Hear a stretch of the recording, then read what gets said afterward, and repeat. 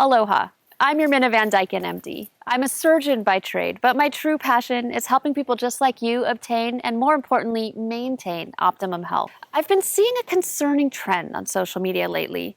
There seems to be many individuals who contracted COVID and weeks, even months later, are still dealing with its after effects. It's been dubbed post-COVID-19 syndrome. They call themselves long haulers or long-termers. There are entire groups on Facebook and Slack dedicated to this, and they have many members. Here's a group, for example, called the Survivor Corps, and here's another called the COVID-19 Long Haulers. This all got me thinking, is this dramatization just for social media, or is there really something legit to this?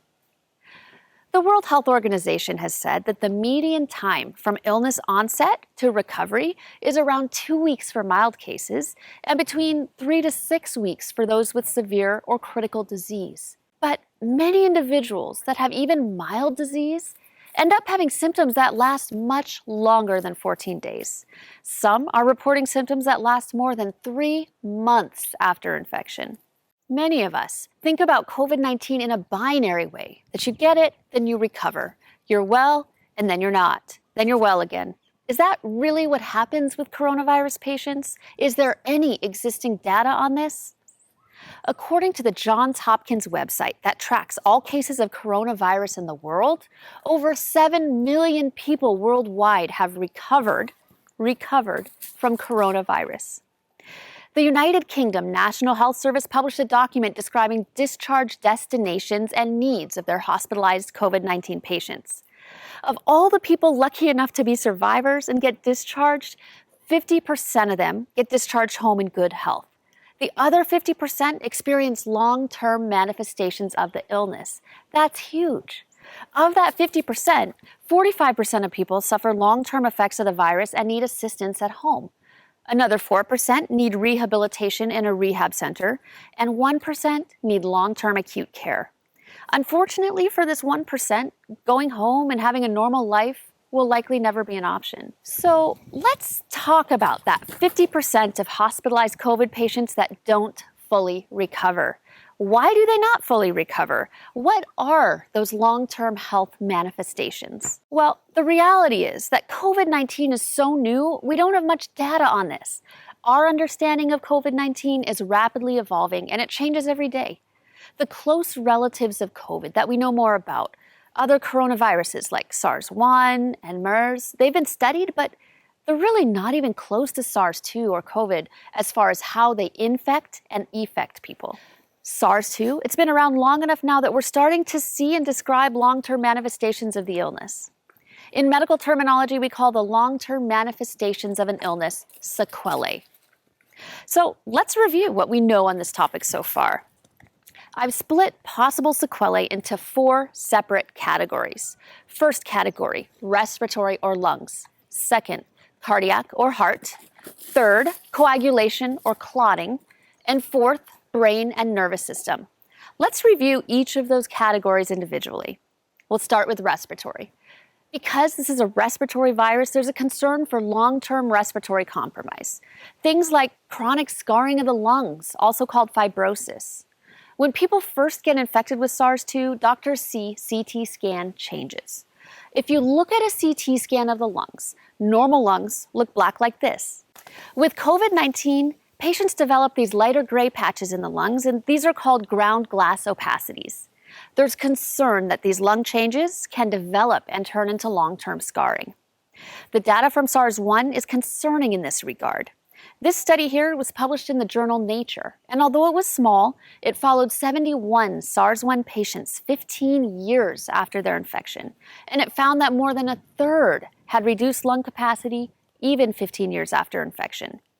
Looking at COVID-19 specifically, this study out of China demonstrated that while many of the lung changes resolve within 4 weeks or so after discharge, some changes remain. With reduced lung capacity, it becomes more difficult to do things we take for granted all the time. Things like going for a jog, climbing up a flight of stairs, belting out your favorite tune. So we covered the lungs. Now let's talk about the heart. Modern science already has demonstrated that certain viruses commonly target the heart. COVID-19 is no exception. It's important to note that during most influenza epidemics, more patients die of heart causes than of pneumonia or influenza causes.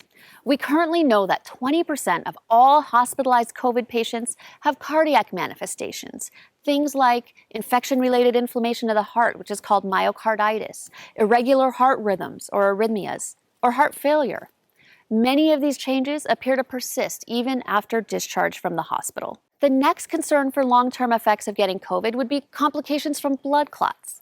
Many patients that are hospitalized for COVID-19 are getting higher than expected rates of blood clots. We think this is due to the hyper-responsive immune and inflammatory response that the coronavirus always seems to trigger. These clots can cause huge problems depending on where they occur. When there's a blood clot in the lungs, it's called a pulmonary embolus, or PE. Blood clots in the lung make it really difficult to get blood reoxygenated, so it's difficult to get oxygen throughout the body. In severe cases, a PE can be fatal, but more commonly, it can cause disability. Things like fatigue, shortness of breath limiting physical activity, and heart palpitations. Blood clots are bad news no matter where they end up.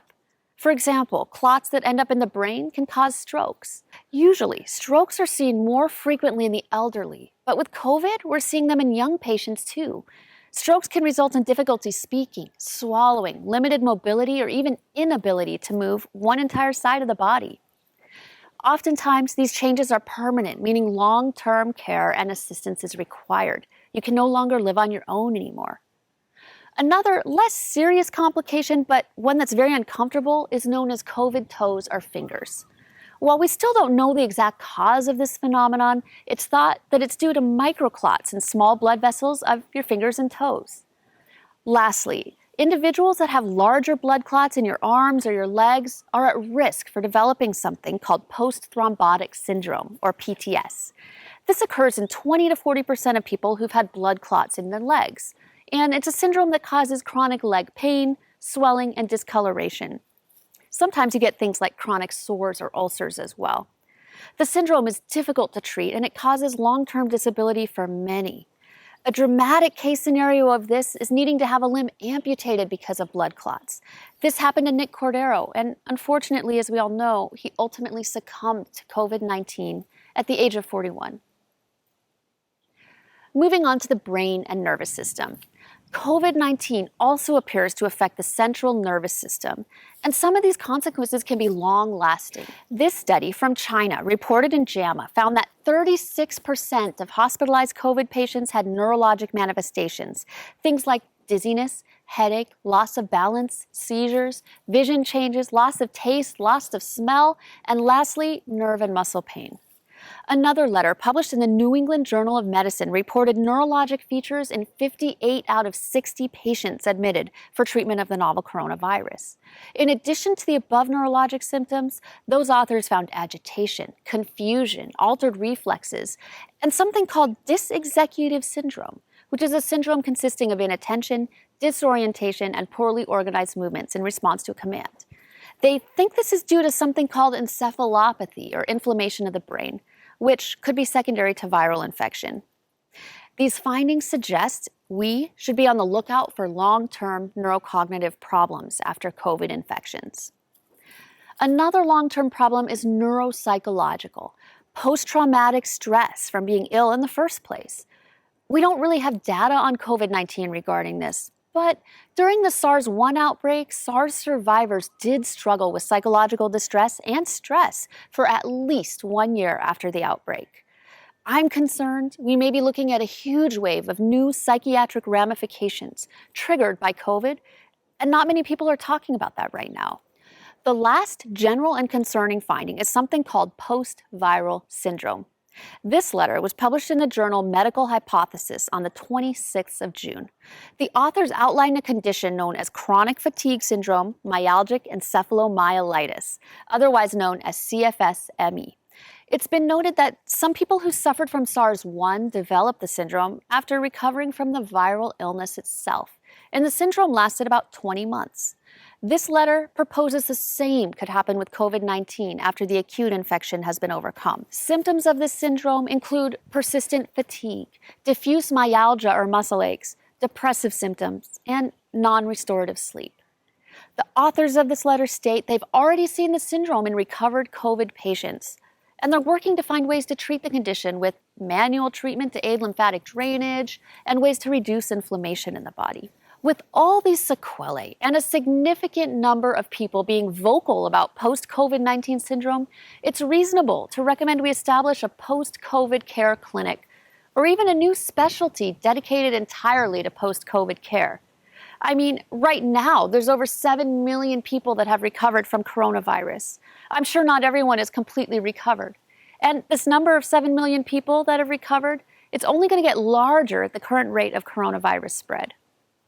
How about you, the viewer? Have you survived COVID-19 but are experiencing ongoing sequelae? What symptoms are you experiencing? I look forward to sharing on this topic. I want to learn so much from you on this. Thanks for watching, everyone. Stay safe, stay healthy, and aloha.